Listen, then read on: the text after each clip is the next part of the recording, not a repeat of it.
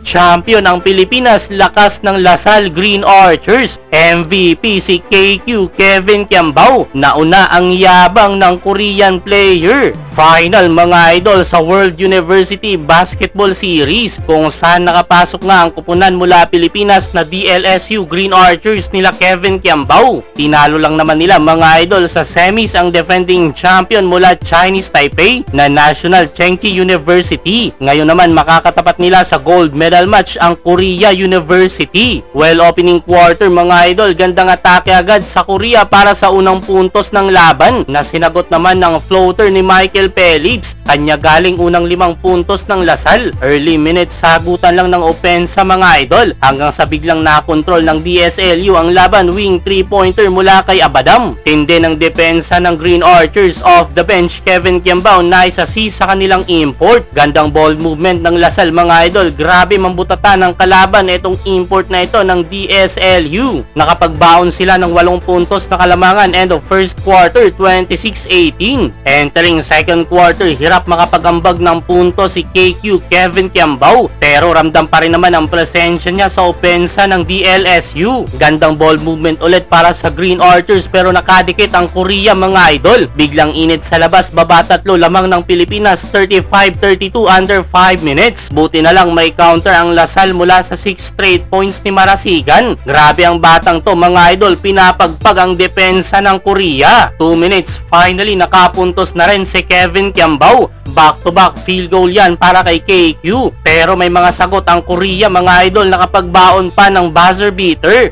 50-48 end of second quarter. Third quarter naman nakuha na ni Kevin Kiambao ang rhythm sa opensa. 4 straight points mga idol. Marasigan na naman, lamon na lamon ang bantay ng Korea. Pero hype na hype ang Korean player mga idol nang mabawian si Marasigan. Grabe ang sagutan sa quarter na ito ng magkabilang kampo under 7 minutes. Nakalamang na ang Korea University 59-57. Pero palitan lang ng puntos mga idol, bawian lang ng kalamangan. Dikdikan ang laban na pa-night-night ang Korean player after ng 3-pointer na ito last 2 seconds. Pero napangawakan pa rin ng Pilipinas ang 4 na puntos na kalamangan. 77-73 end of third quarter. Fourth quarter mga idol, biglang umarangkada ang Lasal Green Archers. Take over kanilang import na si Henry Agonani. Back-to-back slam dunk na parehas galing assist ni Kevin Kiambao. 10 na kanilang lead mga idol, 83-73.